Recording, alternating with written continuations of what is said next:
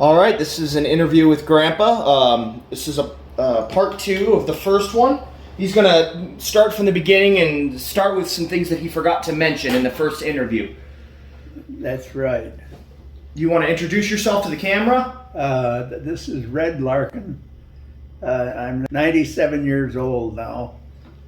We flew the big ones in China, India, and Burma, and Okinawa and Japan. And I just thank the Lord I'm here this morning talking to my grandson. Okay, well, we'll get started. All right. As we talked about last time, the war started in 1939, and I was never thought I would be in it. I would, I think, 14 at the time. Yeah. But I remember December 7th of 1941, my brothers, Bob and Jim and I and my mother went to Sunday school, and we came home, and Dad was laying on the couch in the living room, and he jumped up and said, "Wade, it's war." So this is the beginning, and being that young, I didn't think I would ever be in the war. But Because you were only, what, like 16 by December of 41? 41, I was 25. Yeah, I was 16, I guess. Yeah.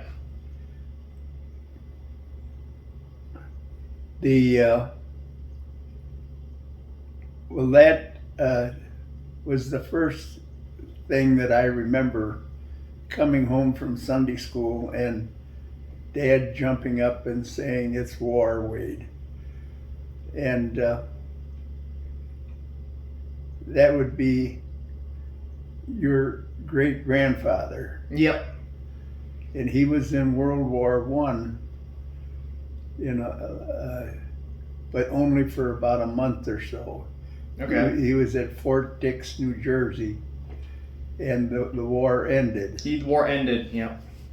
So then he came back to Buffalo and worked as a meat cutter, a butcher, and finally got his own meat market opened up in Clarence. And that's how we got into the meat business. Yeah, I remember you saying that. I saw pictures of his store, of his meat market in Clarence. Yes, Yeah. right. And you worked there when you were in high school? High school, and then I worked there when I came home from the Army, and I was going to UB, University of Buffalo, and I worked with Dad on weekends. I'd study during the week. And so that worked out pretty good. Well, getting to my actual service, I was 18, August 3rd of 1943. 43, yeah. And everybody was trying tests and things to see if they could get into some program before they got drafted. So I took it, went to Buffalo, and took a test, Army classification test, and I scored a 24 on it. And what does that mean? That 24? Means that I was eligible to become an officer. Oh, good. Yep. Anything above 20. Okay. The So I chose the Air Corps. And so we were home from I graduated from high school in 1943, and this was taking place while I was working with my dad in the meat market. Mm-hmm. Then I was all set to become a pilot and get in the Air Corps, and I finally, on August 3rd of 1943, I was 18. So I had to go to the draft board and volunteer for induction, because everybody from Clarence and Amherst had to go through the draft board, so they got their number. Mm-hmm. And so I went in, and I didn't hear from them until December 23rd of 1943. Just a couple days before Christmas. Yes. Yep. And I had to report to Fort Dix, New Jersey. Well, I had never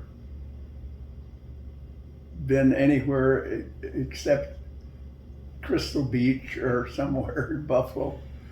And really traveled that Dad thought that he located a fella that was going to Fort Dix on the same train as I was going down on, and we picked him up at Main and Bailey, and he went with us to the rail station, and that satisfied my mother and my dad that I wasn't traveling alone. And we got to Grand Central Station in New York, and then there was a train every hour that went to Fort Dix. So I had my orders, and I went to get on the train and got off at Fort Dix. And the first thing they did was give you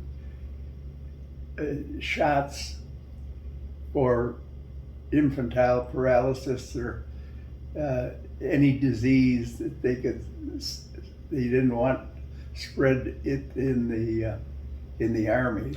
Okay, I got you. Now, this had nothing to do with shots for overseas. This was just for getting in the army, correct? This is for getting in the army. Yep. Yeah. So I'm at Fort Dix, and only for about 4 days or so, and I get orders to report to. Well, they knew that I had this good mark on our Army classification test, and that I had indicated I wanted to be in the Air Corps. Yep. So in Fort Dix, they cut orders that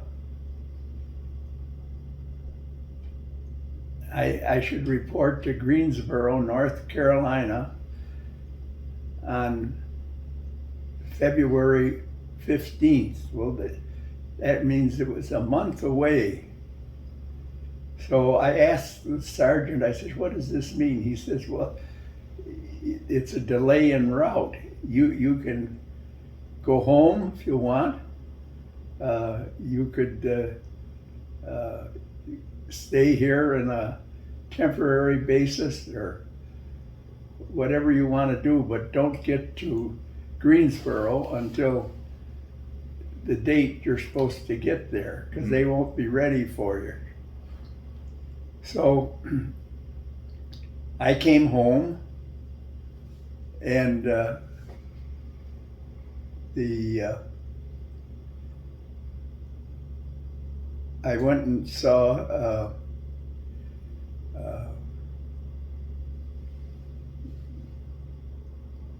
your grandmother. At that time, she lived in Harris Hill, and we lived in Clarence. Okay. And Harris Hill is part of Clarence. Okay. It's like a little or it's like a district? A hamlet. A hamlet? Yeah. And so I was home for about a month. And then I got on a train and went back to New York. And I got on a train downtown Buffalo in the Lehigh Valley Railroad. And they took me to Washington. And Washington State or D.C.? Washington, D.C. Okay. And then I switched. They knew I had to get to Greensboro, North Carolina. Mm-hmm. So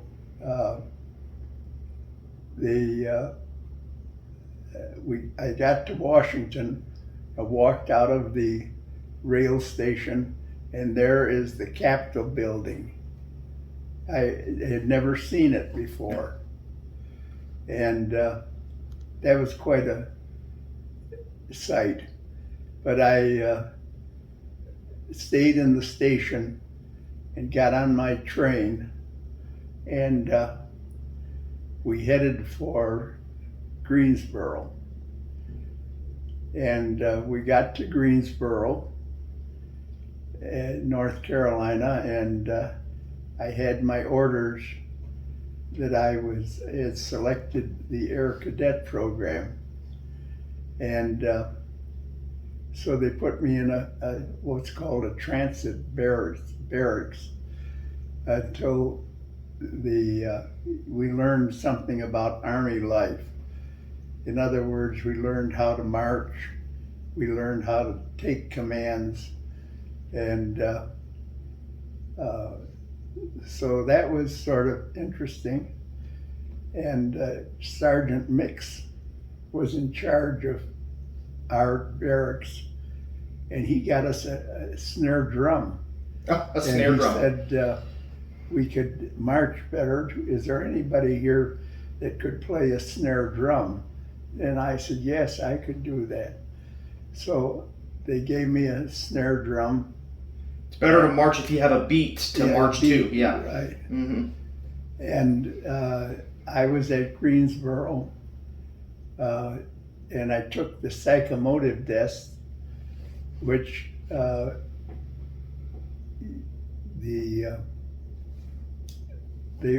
they were, for example, you looked down a long hallway and you saw two sticks, and you had to line them up at a distance. You know, I was like from here to the front desk, mm-hmm. and you try to get them as lined up as you could. That was called depth perception. Yeah. And we were at Greensboro for about 2 months, and we got orders of the group that I was with, which was let's say the 314th, had about 180 men that were vying for the positions like I was, the Air Cadet program. And of those 180 men, only 4 of them were accepted. And I wasn't accepted. I don't know if it was because of my eyes or, but there were just too many people who were eligible. So I was sent to Aiken, South Carolina, and assigned to the 155th Liaison Squadron. And the pilots in the L5s, the airplane was a Stinson airplane that the sides would fold down, and you could put a wounded man in and fly him out. Okay. And all the pilots were staff sergeants, not lieutenants.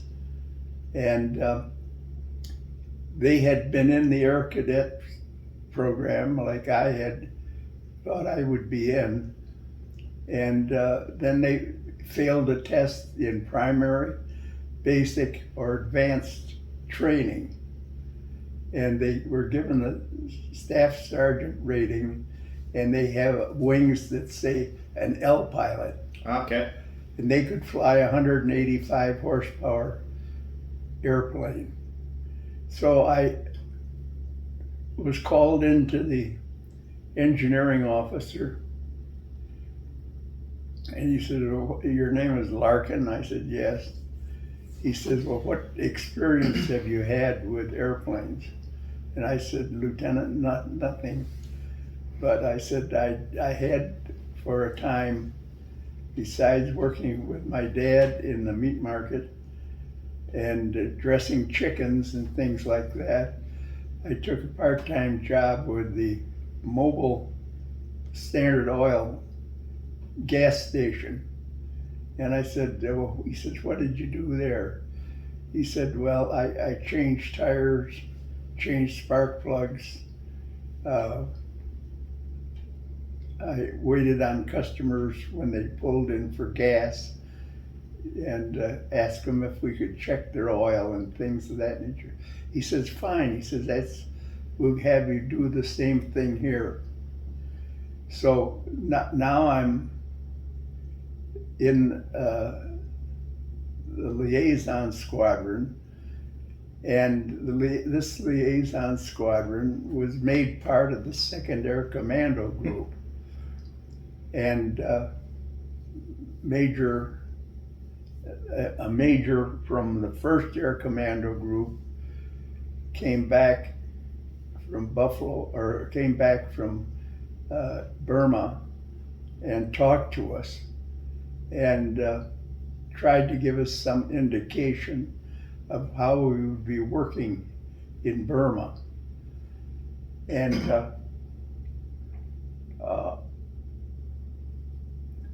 Major Rabori, his name was. And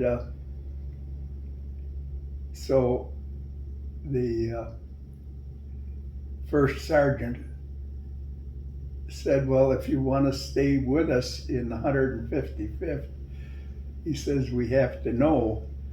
Well, I said, I'd like to go to AM school or something rather than be put right in overseas. And he said, "Well, there's no need of you to switch to an aerodrome squadron because they're not going to send you to school anyway." So he said, "You better stay with us." So I stayed with the 155th, and we were made part of the 2nd Air Commando Group. And I had only been in the service now for about 6 months. And so this would have been probably in the spring of '44 or early summer. No, this is yes, probably to March of '44. And we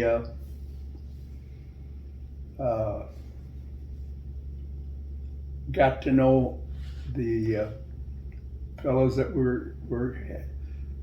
were told we were going to go overseas, and we'd have the same airplanes that we were flying in United States, in Burma. And well, the first thing I noticed, I got okayed to taxi an airplane. And I learned how to swing a compass. In other words, the compass may be off 1 or 2 degrees, But if you're flying, that 1 or 2 degrees means that if you head for Louisville, Kentucky, you'd end up in Columbus, Ohio. Oh, yeah, that was very important. So I learned how to swing a compass. That's testing a compass in the plane. I learned how to taxi an airplane.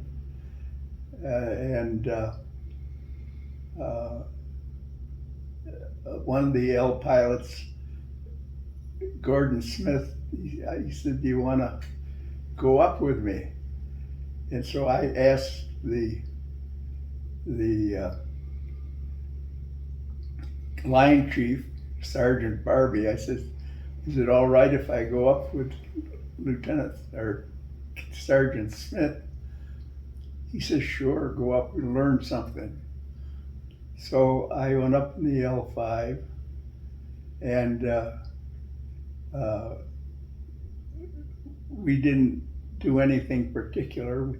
We just flew from Aiken, South Carolina to some other, I think up to where the capital is. Now I got to think where it is. It's about 50 miles away. But the L5 traveled at about 120 miles an hour. And it's an airplane, you probably saw pictures of it, where the side of it folds down. Okay. And you can stretch, instead of having a passenger in the back seat, you can put a stretcher in of a wounded man. Yeah. That's so we got used to the L5s. It was a Stinson airplane made in Kansas. And we were put on a notice that we would be moving from Aiken, South Carolina to a place called Dunellen, Florida. And I was selected to, on the move. We had several weapons carriers and jeeps, and I drove a weapons carrier from Aiken, South Carolina down to Florida. And another fellow from Jamestown, New York, was with me, and we switched off because we loaded the vehicles on a flat car railroad, and then they had to be tied down, and we had to stay. We were given a 45 caliber pistol, and we had to stay with the vehicles as we passed through from South Carolina to Florida. And so I said to Lieutenant Lenz, I said, "Where do you sleep?" He says, "Underneath the truck." So for 3 days, the rail transportation took about 3 days to get to Florida. And we ended up at Dunellen, Florida. And that was to be our training spot for the moment. And we got a group of used airplanes. When we got to India, we got new airplanes, but we still had used airplanes. And I remember going swimming in we got one of the Army trucks, and a whole group of us went to the Swanee River and went swimming there. Okay, yeah. And so finally, from Dunellen, we got orders again to move to Lakeland, Florida. And I guess what they were trying to do was to see if we could just pick up and move. Mm-hmm. And so we ended up in Lakeland, Florida. And I think you've been there. I have. My dad and I have seen spring training baseball down in Lakeland. We drove by that. I think it's now an airport. Yeah. It's now just a public airport, but it used to be a military base. Yes, Yep. right. Mm-hmm. And so this was now about June of 1944. Yep. And the invasion of Europe was taking place. And I thought, well, this is going to be the end of the war. That went through my mind. And we were all given a 7-day furlough to go home. And but we had to be back to Lakeland on a certain date. Okay. And so I went home. Would that be to go overseas? Pardon me? Would that be to get ready to go overseas? Yes, Yeah. right. Well, we went back. I went back to Clarence, and then got on a train in downtown Buffalo. I didn't go to New York City. I got the Lehigh Valley Railroad went from Buffalo to Washington, Mm-hmm. where New York Central went from Buffalo to New York City. So this was now the second time I was in Washington, and I got an airline cancellation. Somebody, and I got on Eastern Airlines to try to get back to Lakeland, Florida. And then the pilot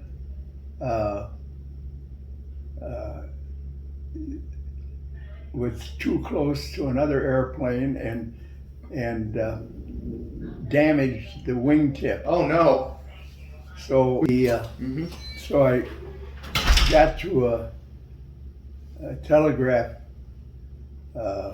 station in the airport in Washington, and I sent a telegram to Major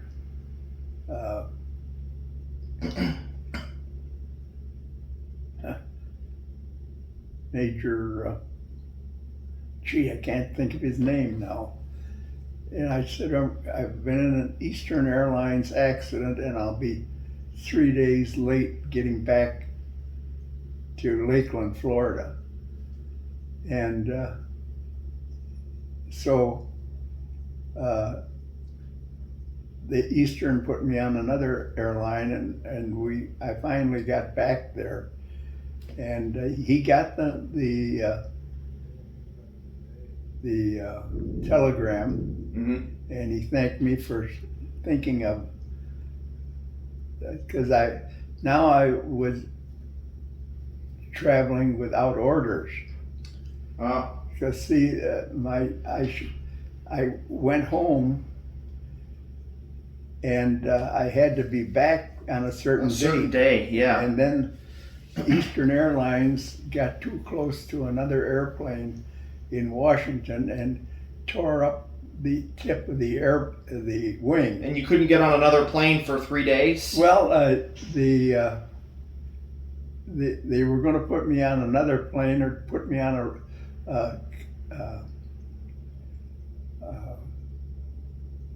railroad. Mm-hmm. But finally they got another plane, and I don't know if it did take me 3 days, but when I sent the telegram to the major, I said I estimated the worst possible, that I'd be away without orders. Yeah.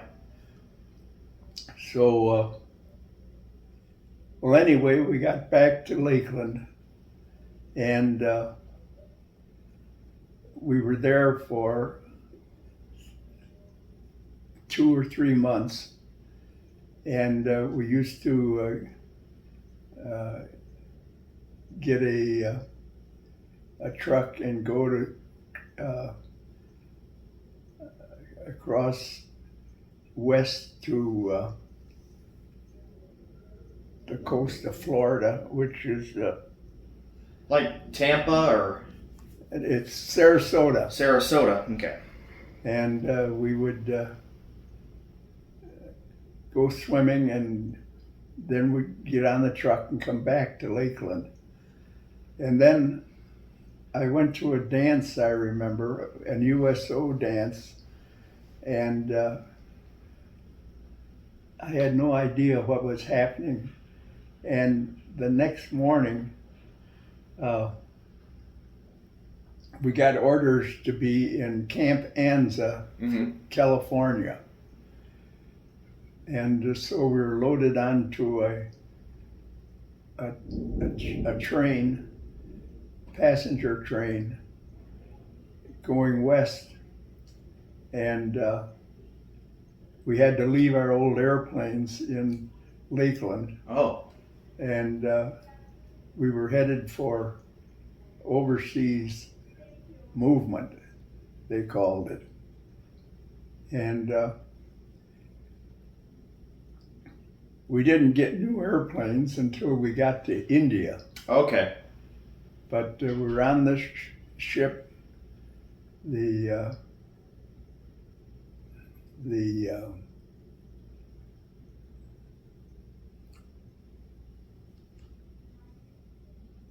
the name of the ship, I'm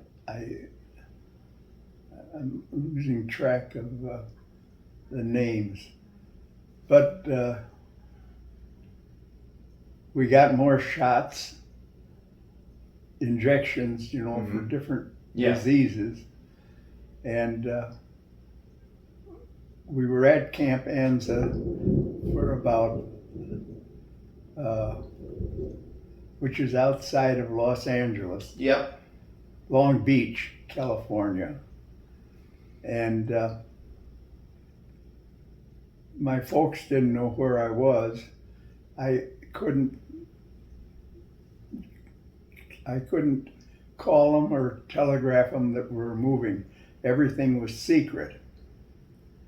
And it took about 4 days to get across the country from Florida to Camp Anza in Long Beach, California. And you took a train, didn't you? Train, yeah. And one of the other fellows, Gus LaRocca, he was from Staten Island, New York, and we were about 40 miles away from Hollywood. And I said, well, we ought to try to get to Hollywood before. So it was raining, and we hitchhiked, and a fellow took us into Los Angeles, and he says, where do you want to go? And we said, well, we don't really know, but we ought to go to the Hollywood canteen. So he let us off, but we stood in line to get into the Hollywood canteen. And we were soaking wet. And then I said, well, let's do something, get indoors somewhere. So we went to the Hollywood Palladium. It was a big dance hall.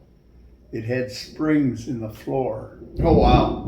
And there was, I forgot if it, capacity was 2,000 dancers. So it was a very big dance hall. Yeah, and so we tried to get into the Hollywood canteen because in there, they served coffee and donuts, and the movie stars were the waiters. But we stood in line, and finally we were wet from the rain, and the American Legion gave us a blanket and took us to I think it was a Presbyterian church, and we slept in the pews until morning, and then we hitchhiked back to Camp Anza. Mm-hmm. And what's interesting is the band that was playing at the Hollywood Palladium is on channel On the television now. Woody Herman. Woody Herman. Yeah. Yep. And he was the last big band I ever saw.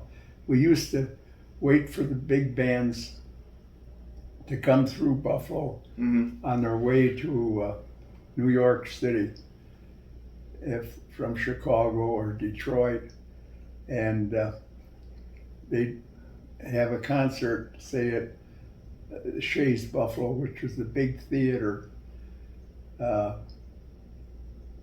and was where actually, now this is after the war, that we see these big bands coming through Buffalo to go. They had a job in New York City that would last maybe 6 months. Wow. And we saw the King family. It was just Elvino Ray and the King sisters at that time. And Glenn Miller and Woody Herman, Tommy Dorsey. As they came through Buffalo, your grandmother and I would go down to the theater and stand in line. The theater would be full, and you had to wait in the hall. Wow. Yeah. And then the one show would be over, there'd be movie, and after the movie the band would come on. So then we'd get a seat, and so that was a big thing after the war. I just throw that in because I'm jumping ahead a little bit here. Yeah, I know. We were slept in the Presbyterian church, I think it was, on the pews on the with a blanket. Then the next morning we hitchhiked back to Camp Anza, and then I remember we walked through a line, and there's one medical guy on one side and another medical guy on another side, and each of them were giving you shots for the plague or for whatever they could had at that time to protect you. Yeah, from tropical viruses. Yes. Yeah. Right. So we're back at Camp Anza, and we got all of our shots, and then we had dry clothes on, but we had OD because it was sort of like winter. It was wool clothing, and so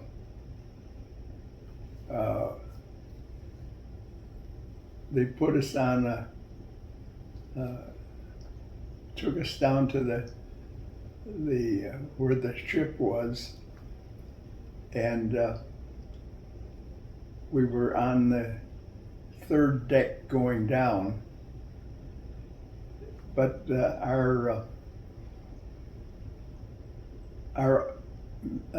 Major Ziegler got us a job to stand guard duty, and therefore keep us off of kitchen police, KP. And he got a certificate he bought from the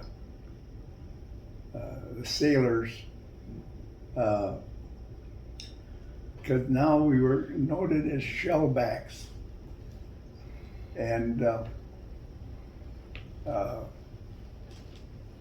first time that you cross the equator, you go through initiation. No, that's after the initiation, you're a shellback. Before, you're a polywog. And but we were standing guard duty at various places on the ship, and so we didn't get through the initiation, but we watched it. They had, I'd say, on the second story of the ship, they had coffins that had electrical wires in them, and they put you in there, the coffin, and dumped you into a big tank of water on the deck below. And then to get out of the water, you had a grease pole to climb up, and the sailors who were shellbacks were paddling your rear end. So we avoided that by being on guard duty. Well, that's and, good. Then somewhere we should have a certificate that now I was a shellback and no longer was a polywog, even though I didn't go through the all the initiation because we had guard duty. So we're on the ship, and as soon as we cross the equator, that's when the sailors initiated people into the Order of the Deep. And I have a certificate somewhere that Major Ziegler bought 90 some of them, and then had one of the L pilots do the lettering. And that's been framed, and I got to ask your mother where it is. But we had it when I gave my talk over at, a couple years ago. Yeah, it was laying on the table. Yeah, I'm pretty sure my mom still has it. Yeah. And there's we got felt hats to wear to keep the sun off, and my hat is around here somewhere. I still got that. Well, anyway, we're on the ship for about a month, and they said that well, we were eating K rations, I think, or C rations, which are like beans, well, there was stew, beans, and there was a third one. But in any event, the orders came that the next day was Thanksgiving, so we were gonna. Was this in 44? This is in 44. Yeah.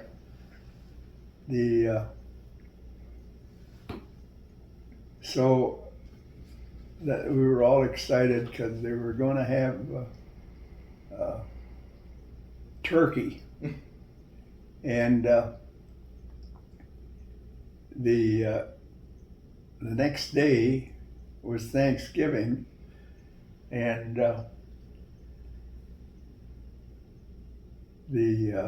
everybody washed their clothes. The way you did that, in the fantail or the back of the boat, there would be about 12 rope lines trailing the boat. And you'd take your coveralls and run the rope through the arm and through a leg, and then throw your coveralls overboard. And the churning of the water with the propellers washed them. And so we had clean clothes all the time. And so we had some turkey, and we thought we were going to have turkey, and then we got to the mess hall and we had beans. And I said, well, what happened to the turkey? Well, we crossed the international date line, so we lost a day.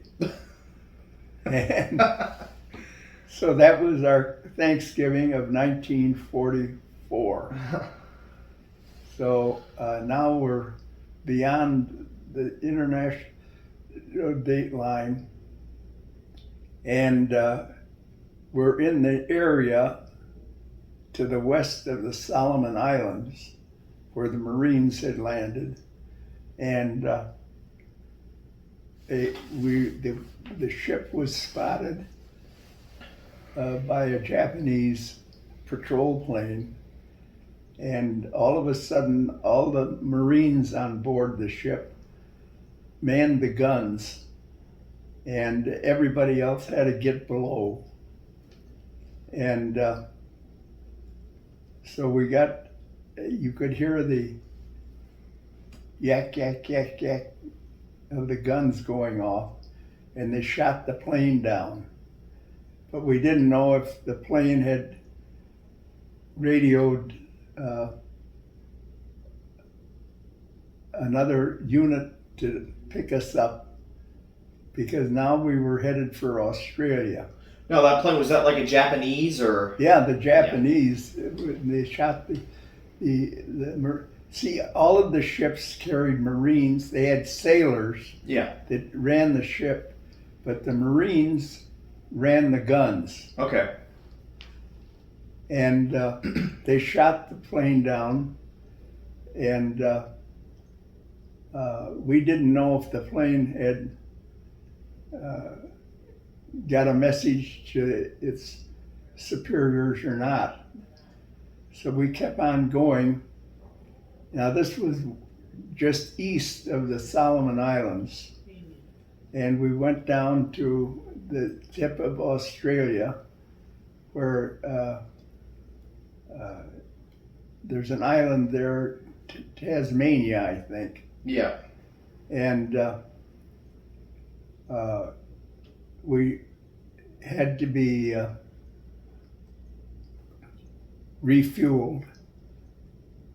And then when we left Tasmania to head for Bombay, India, we got 2 British destroyers to escort us through the Indian Ocean. And now still in all, we got wool clothes on. And probably got pretty hot as you got towards now India. We got into Bombay, where it's 94, and we don't have any suntan clothes. Oh. All right, so let's start where we left off from yesterday. Okay. You were just departing from Australia, and actually, we stopped in Australia. This was after the Marines had shot down a plane. Mm-hmm. That the ship was in the north of New Zealand, and we had Marines on board that manned the guns. Yep. And they shot the plane down, but we didn't know if any messages had got to the Japanese or not. But we got into the bottom of Australia, there's an island there called Tasmania. Yeah, it's a very large island. Yes, Yeah. and we refueled the ship, and that took a couple of days, I think. And then 2 British destroyers from the British Navy escorted us from Tasmania up to Bombay through the Indian Ocean, Mm-hmm. because the Japanese had been known to have submarines in the area and were sinking ships. So we got to, they refueled the ship at Tasmania, which is an island in the bottom of Australia. And we headed up for Bombay. Mm-hmm. And we got to Bombay about 3 o'clock in the morning of one day, and the band, there was a band on the pier playing "Nearer My God to Thee," and it was an English band, and we got off the ship, and we actually got on a train. I sort of forgot how we got from the pier to the railroad station, but we did. And because there was 6,000 of us on that ship. There must have been like maybe trucks that, like Probably. military vehicles that escorted. Yeah. Something like that. Mm-hmm. Well, anyway, the train was it isn't like our trains today or yesterday. It was like it had open cars, and they had like bench seats, parked bench, and like a seat that you looked in. If you went to a park, Yeah. You might see them today.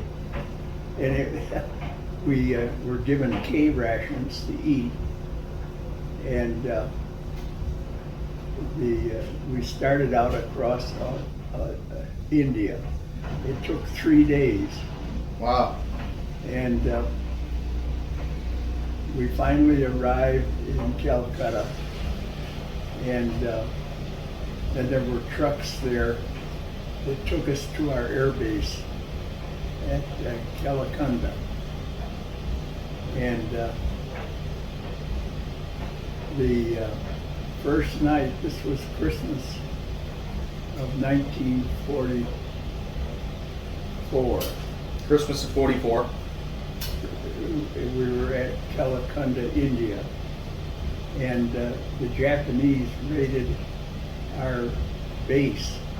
Oh wow. So I got my steel helmet and got in a trench that had been dug for us, and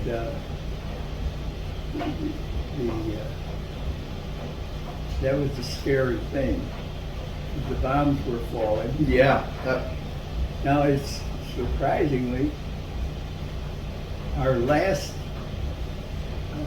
base in Burma Mm-hmm. was the same base that the Japanese bombers took off to bomb our airfield in India. Oh, it was the same. It The was same base that you were at. I Wow. was trying to think what the name of it is. I'll So it was the base that you were at originally, and no, we were at Calcutta, outside of Yeah. Calcutta. mm-hmm. And then from there, we went up into Burma to cut the Japanese off from escaping Okay. to the south to Rangoon. And then we moved the L5s after they'd been cut off. We moved to another Japanese base that was down the river, and it just turned out to be the same base that the Japanese were using to bomb India. Oh. Okay. So we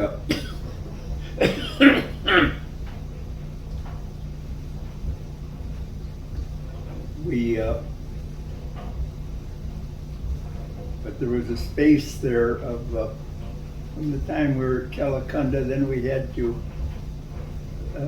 fly to a place in Pakistan that was assembling new airplanes for us. Okay. And they would ship the airplanes from the United States. The wings be off, the engine would be separated from the airframe, and then they had mechanics there that put the planes together. Mm-hmm. And then our pilots would be taken up to this city. It's in Pakistan now. It used to be in India. Oh. And fly the planes back to our base in outside of Calcutta. Then the fighter planes were P-51s, a new model, P-51 something. And we assembled at this air base, Calacunda. And then the fighters moved to a forward base in Burma along the west coast of Burma.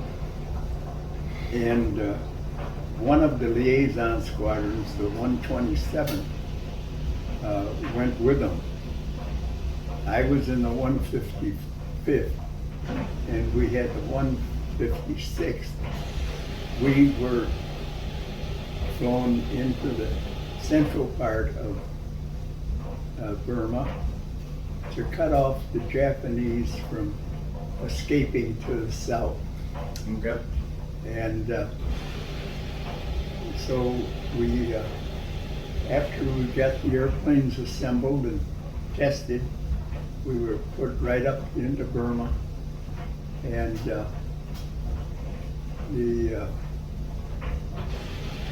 I remember it was right near the Irrawaddy River.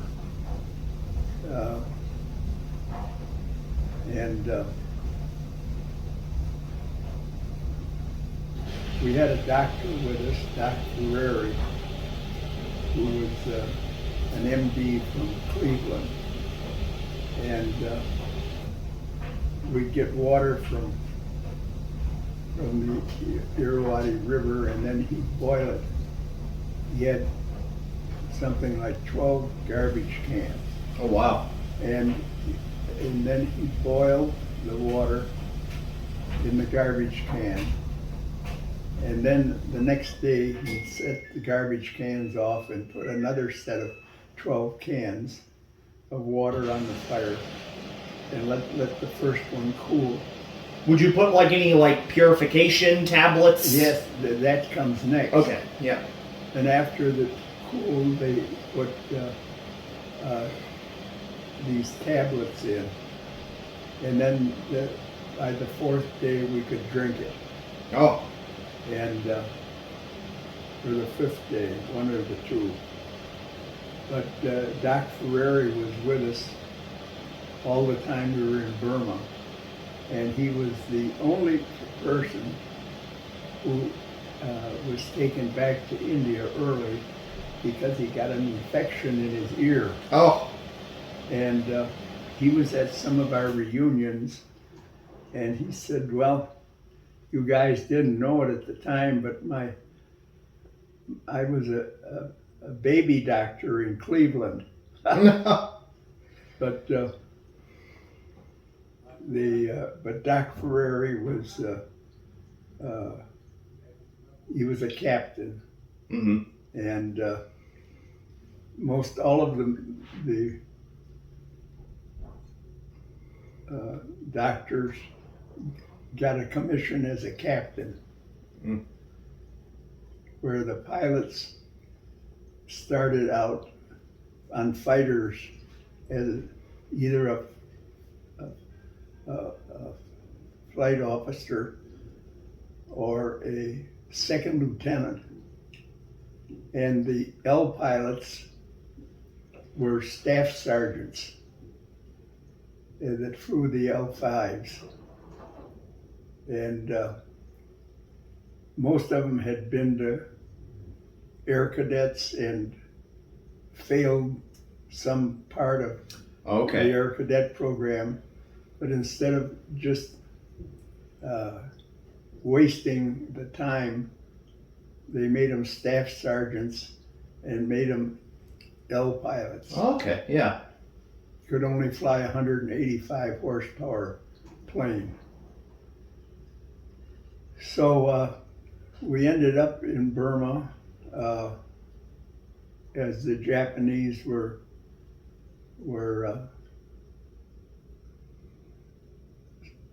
sort of well, the Mandalay finally fell to the British attack, and the first Air Commando group that was north of Mandalay kept the Japanese from escaping to the north, because the Chinese were supposed to have that sector, but the Chinese they all of a sudden they'd be gone. Nobody knew where they were, and the general would pull them out of Burma and take them back to China to fight the communists. Okay. So, but finally, the first Air Commando group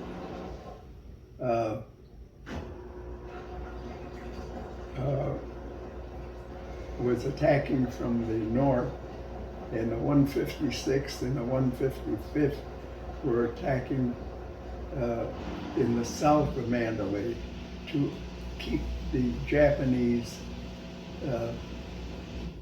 located in the big city. Okay. And then finally the fighter squadrons were on the west coast of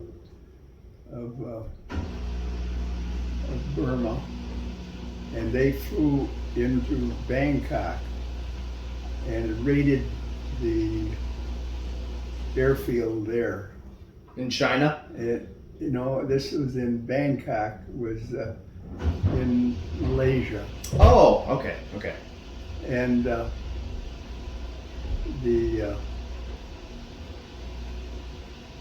was too bad the one fellow that I had sat with in the movie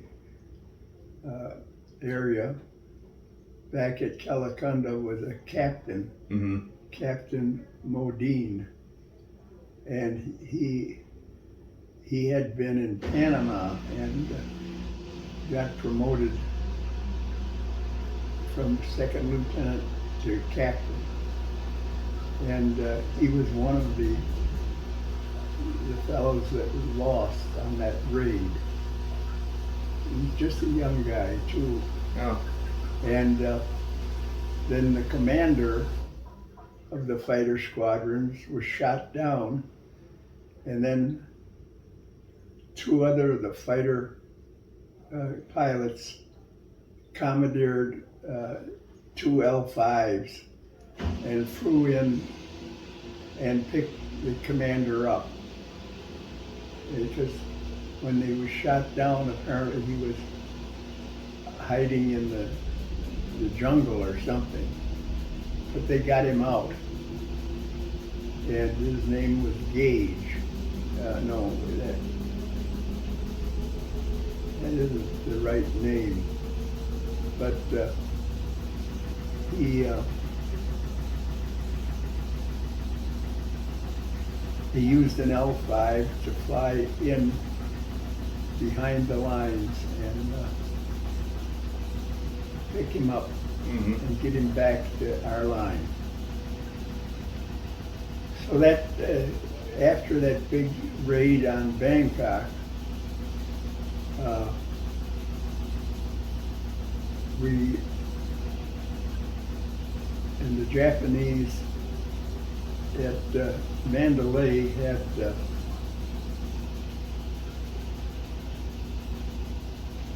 fighting had dropped off, and the orders came that we should go back to India.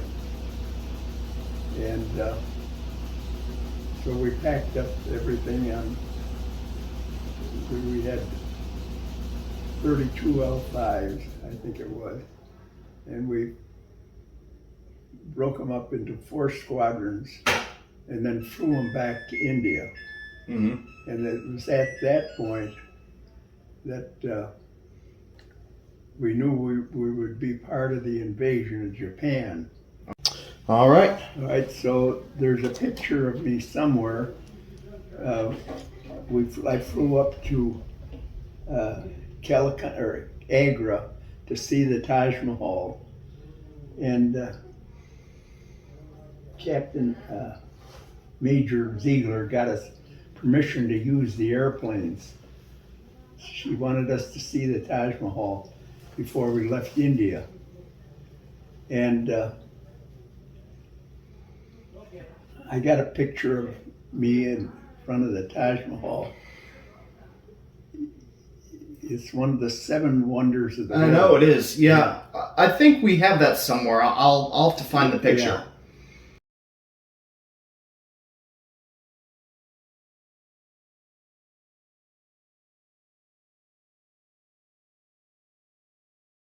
And so we got back to India, went up to see the Taj Mahal, and we got back to our base in Calcutta, which is outside of Calcutta. And then we were ordered to go to Okinawa for the invasion of Japan. And when was this again exactly? This would be in 1944. No, that's not right. It would have been in 45, right?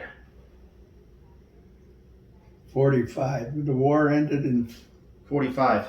Yeah. So it might have been at either the end of 44 or the beginning of 45. It was probably in the spring of 45 because by the time you got to Japan, they had already dropped the bombs? Yeah, but they did that when we were on Okinawa. When you were on Okinawa. Yeah. So we got on the ship, and the ship was manned by soldiers. It was the Army Transportation Corps, where the ship we came to India on was a Navy ship. Okay. And so there weren't Marines on this one? There might have been, I don't know. Okay. But there were Marines. The surprising thing, we'll get to it in a minute, the USS General John Pope, the troop transports were always named after a retired general. And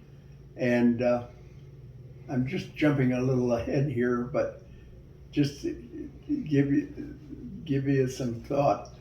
When I had enough points to come home, I was sent up to Tokyo, and I walked down to the pier, and it's the same ship. It was the same the ship. USS General John Pope that we're coming back to the United States on. So there was heavy storms, but I'm getting a little ahead of myself. We were on an Army transport going out of Calcutta, and they figured this would be better than taking that long train ride back to Bombay. And what happened is that the Ganges River isn't too deep. It's pretty muddy and It was pretty shallow. shallow. Yeah. Yeah, and the ship was in the headed out towards the Indian Ocean, and the tide went out. Oh. And now the ship had to lay on its side. And we had to wait for the tide to come back in to right the ship up. Then we were on our way again, and we got to Perth, Australia, on the west coast of Australia, and we all got a day off to go to the city of Perth if we wanted to. And I remember a fellow from Jamestown, New York, and I went, and then we went to the movie and saw God Is My Co-Pilot. And then we got back to the ship, and we continued on to, we had a stop in New Guinea and a stop in the Philippine Islands before we got to Okinawa. And I always remember it was so hot, they allowed us to go up on the deck with a blanket and sleep on the deck. Oh. And Because there was no air conditioning. no air conditioning. So I thought, well, and right by this time, the Navy is raiding Tokyo and flattening it out. And I thought, well, you know, this will be the end of the war. So I thought, well, I got to remember where I am when the war ended. And so I was on this ship, and then the next day we weighed anchor and dropped some of the passengers on the ship off in the Philippine Islands in Lingayen Gulf. And then we went on to Okinawa, which the fighting was still going on in the south part of the island, and we landed in the north part, and we went ashore in we climbed down a rope ladder to a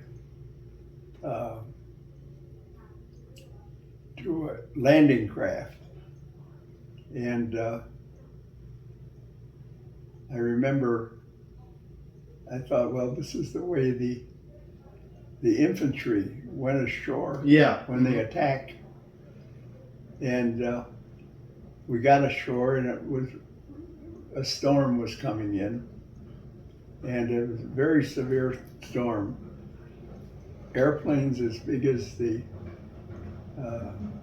C-46s that were built in Buffalo, they were used to fly the hump. What's the hump? But they'd be picked up, and I saw them the wind picked the airplanes right up. Oh, okay, wow. And smashed them. Well, one fella and I, Sal Montorio, we got in a truck, and we thought that they'd be safe because the wind wouldn't blow the truck over. And so we were in the truck, and then the storm subsided. But in the same storm, the escort carrier Bunker Hill lost half of the ship going back to Seattle, and they had to turn the ship around and back into Seattle. Oh. And then we were given a point on to be flown up to Tokyo and given a number to get on a ship to come home. And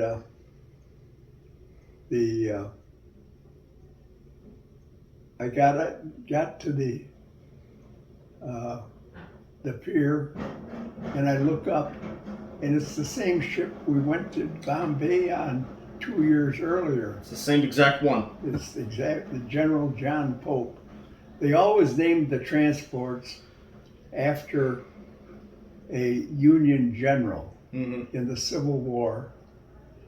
And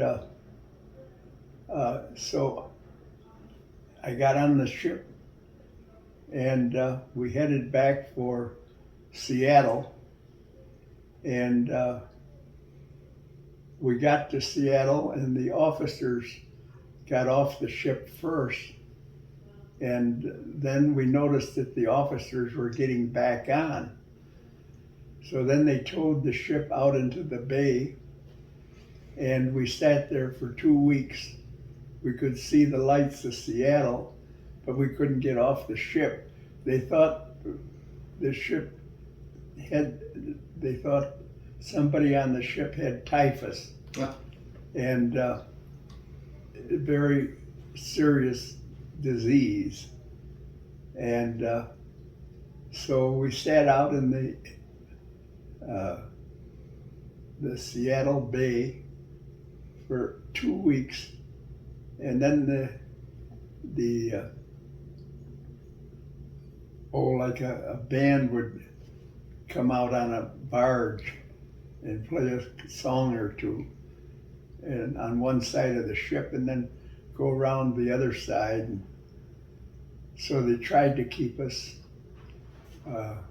amused, and we could, after being overseas for almost 2 years, we could see the lights of Seattle, but we couldn't get off the ship. Yeah, that must have been annoying that you couldn't. It was annoying. Yeah. But once we found out there's typhus on board, it's a very serious disease. We'll have to ask your mother about typhus. I don't really know if it's like infantile paralysis or what. I'm not sure. I mean, I don't think it's as bad as it once was, though. I'm not sure. So in any event, finally, we pulled into Seattle, and they started to unload us. And we went to a fort. But honestly, wasn't it deemed that no one had typhus in the first place? Pardon me? Isn't that what you had said before, that it was like no one actually had typhus? Like 2 weeks later? I didn't know. You didn't know? Yeah. I didn't know, but they apparently must have agreed to let us get off the ship. Okay. And so then we got it to this Fort Lawton or something. And they started to process us as to getting out of the Army. And they said, well, where do you live? I said, Buffalo. And they said, well, you could either be discharged at Fort Dix, New Jersey, which is outside of New York City, or Camp Atterbury that's in Indiana. Well, I said, I've never been to Indiana, so ship me to Camp Atterbury. Yep. So I got on a train again for 3 days, and we went from Seattle to Indianapolis, and then a truck was there to take us to Camp Atterbury. Yeah, that's on the south. I think it's south of Indianapolis. Yes, it's south of. It's beyond Fort Benning. Fort Benning. Yeah. Was. Fort Ben is in Indianapolis. Yes, that was. It's only like 15 minutes from here. It's now a state park. Yes, it's originally was where they trained finance officers. I know, yeah. Those original buildings are still there, and they're Yeah. now, I think they're homes now. Yes. Yeah. And your grandmother and I rode down there to see if I'd remember any of the buildings, but we weren't in the permanent part of the fort. As I remember, we were in like a transit camp, Okay. and they checked to see if we had all of our injections, our shots, Yeah. and they gave us new uniforms, and then gave us a ticket from Indianapolis to Buffalo. And I went to the rail station downtown, and I got on a train that was going to Cleveland. And it was I had a berth. It was a sleeper. Okay. And so that night I slept on board train. And the next morning we got into Buffalo, and my dad and mother were there to meet me and Uncle Jim. And then that was in The spring of the '46. spring of '46. Yeah. That's right. And so that sort of ends the adventure into India and Burma Mm-hmm. and Japan. Quite the experience, for sure. Quite an experience. Yeah.